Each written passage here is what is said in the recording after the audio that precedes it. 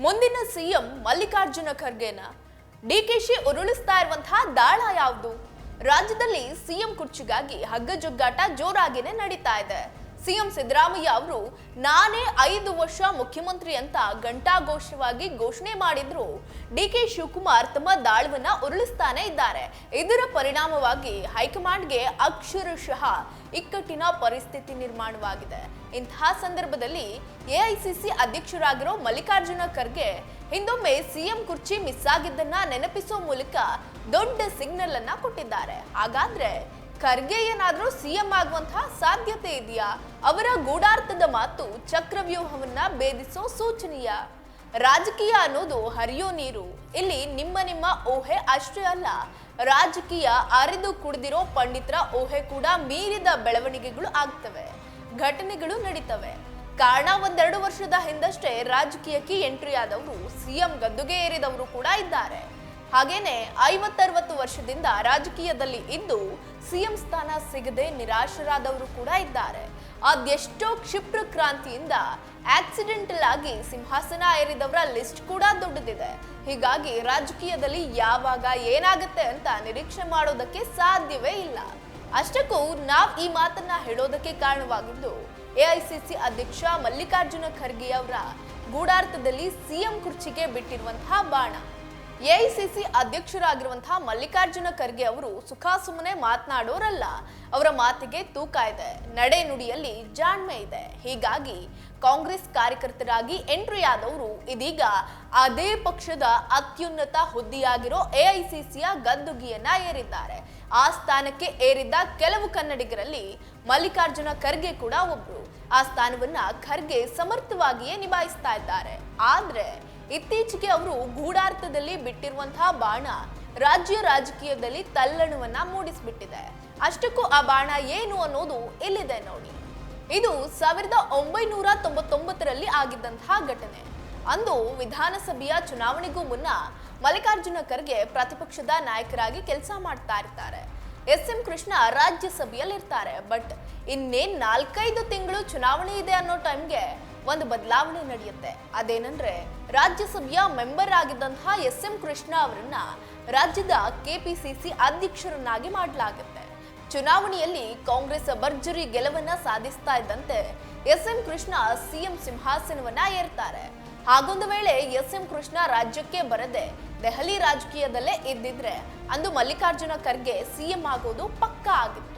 ಅಂದು ಸಿಎಂ ಸ್ಥಾನ ಮಿಸ್ ಆಗಿದ್ದನ್ನ ಇವತ್ತು ಮಲ್ಲಿಕಾರ್ಜುನ ಖರ್ಗೆ ನೆನಪು ಮಾಡ್ಕೊಂಡಿದ್ದಾರೆ. ಅಂದ್ರೆ ಇಷ್ಟು ದಿನ ಇಲ್ಲದನ್ನ ಈಗ ಯಾಕೆ ನೆನಪು ಮಾಡ್ಕೊಂಡ್ರು ಅಂತ ನೋಡ್ತಾ ಹೋದ್ರೆ ಕಾಣಿಸೋದು ಸಿಎಂ ಬಾಣ. 1999ರಲ್ಲಿ ಸಿಎಂ ರೇಸ್ ನಲ್ಲಿದ್ದಂತಹ ಮಲ್ಲಿಕಾರ್ಜುನ ಖರ್ಗೆಗೆ ನಿರಾಸೆ ಎದುರಾಗತ್ತೆ. ಹಾಗೆ 2004ರಲ್ಲಿ ಚುನಾವಣೆಗೂ ಮುನ್ನ ಖರ್ಗೆ ಬಾರಿ ಆಕ್ಟಿವ್ ಆಗಿ ಕೆಲಸವನ್ನ ಮಾಡಿದ್ರು.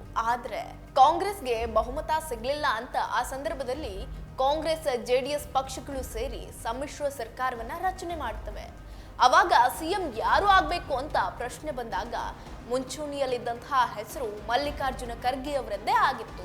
ಆದ್ರೆ ಜೆಡಿಎಸ್ ನಾಯಕರು ಧರಮ್ ಸಿಂಗ್ ಅವರನ್ನ ಸಿಎಂ ಮಾಡೋದಕ್ಕೆ ಒಪ್ಪಿಗೆ ಸೂಚಿಸಿರೋ ಪರಿಣಾಮ ಆಗ್ಲೂ ಕೂಡ ಮಲ್ಲಿಕಾರ್ಜುನ ಖರ್ಗೆ ಅವರಿಗೆ ಸಿಎಂ ಆಗುವಂತ ಅವಕಾಶ ತಪ್ಪಿ ಹೋಯಿತು.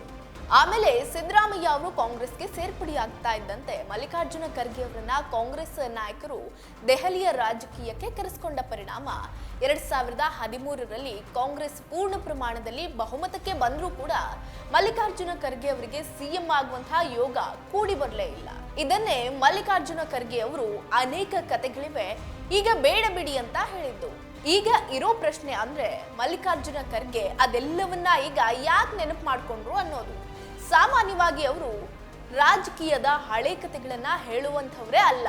ತಮ್ಗೆ ಬಂದಿರೋ ಅವಕಾಶ ಕೈತಪ್ಪಿ ಹೋಗಿದ್ದನ್ನ ಯಾವತ್ತೂ ಕೂಡ ಪರಿಣಾಮಕಾರಿಯಾಗಿ ಹೇಳಿದ್ದನ್ನ ರಾಜಕೀಯ ಪಂಡಿತರು ನೋಡಿಯೇ ಇಲ್ಲ.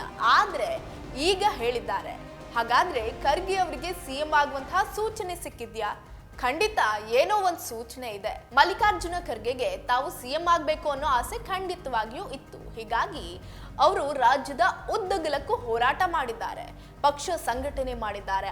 ಆದ್ರೆ ದೆಹಲಿಯ ರಾಜಕೀಯದತ್ತ ಮುಖ ಮಾಡಿದ ಮೇಲೆ ಬಹುಶಃ ಸಿಎಂ ಆಗುವಂತಹ ಆಸೆ ಬಿಟ್ಟಿದ್ರು ಅನ್ಸುತ್ತೆ. ಅದರಲ್ಲಿಯೂ ಎಐಸಿಸಿ ಅಧ್ಯಕ್ಷರಾದ ಮೇಲೆ ಸಿಎಂ ಆಗುವಂತಹ ಆಸೆ ಖಂಡಿತವಾಗಿಯೂ ಅವರಲ್ಲಿ ಕಾಣಿಸ್ತಾ ಇರಲಿಲ್ಲ. ಆದ್ರೆ ಈಗ ರಾಜ್ಯ ರಾಜಕೀಯದಲ್ಲಿ ಎದುರಾಗ್ತಾ ಇರುವಂತಹ ಸನ್ನಿವೇಶ ಮಲ್ಲಿಕಾರ್ಜುನ ಖರ್ಗೆ ಅವರನ್ನ ಸಿಎಂ ಸ್ಥಾನದಲ್ಲಿ ತಂದು ಕೂರಿಸುತ್ತಾ ಅನ್ನೋದನ್ನ ನೋಡ್ಬೇಕು. ಹಾಗಾದ್ರೆ ಸಿಎಂ ಗಾದಿಯ ಚಕ್ರವ್ಯೂಹವನ್ನ ಮಲ್ಲಿಕಾರ್ಜುನ ಖರ್ಗೆ ಅವರು ಭೇದಿಸ್ತಾರಾ?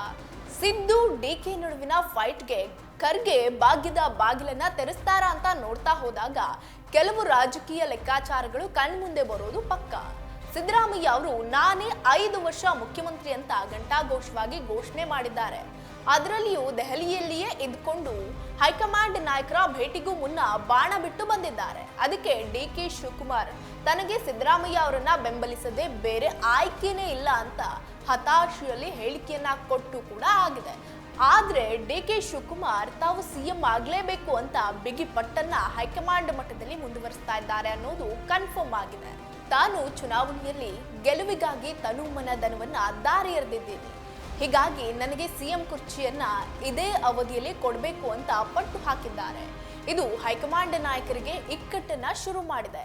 ಅತ್ತ ಸಿದ್ದರಾಮಯ್ಯ ಅವರನ್ನ ಕೆಳಕ್ಕೆ ಇಳಿಸುವಂತೆಯೂ ಕೂಡ ಇಲ್ಲ, ಇತ್ತ ಡಿಕೆಶಿ ಅವರನ್ನ ಕೈ ಬಿಡುವಂತೆಯೂ ಇಲ್ಲ ಅನ್ನುವಂತಹ ಪರಿಸ್ಥಿತಿ ಸದ್ಯಕ್ಕೆ ಹೈಕಮಾಂಡ್ ಮಟ್ಟದಲ್ಲಿ ನಿರ್ಮಾಣ ಆಗಿದೆ.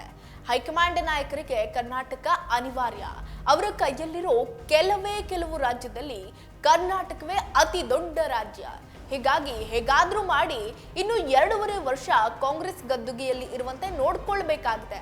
ಆದ್ರೆ ಸಿದ್ದರಾಮಯ್ಯ ಮತ್ತು ಡಿಕೆ ಶಿವಕುಮಾರ್ ಬಣಗಳ ನಡುವಿನ ಹಗ್ಗಜಗ್ಗಾಟ ಅಕ್ಷರಶಃ ಹೈಕಮಾಂಡ್ ಸುಸ್ತಾಗಿದೆ.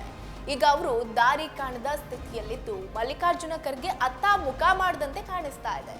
ಆ ಸುಳಿವು ಸಿಕ್ಕಿರೋ ಹಿನ್ನೆಲೆಯಲ್ಲಿ ಖರ್ಗೆ ಅವರು ಸಿಎಂ ಕುರ್ಚಿಗೆ ಬಾಣ ಬಿಟ್ಟಿದ್ದಾರೆ ಅನ್ನೋ ರೀತಿಯಲ್ಲಿ ಕಾಣಿಸ್ತಾ ಇದೆ.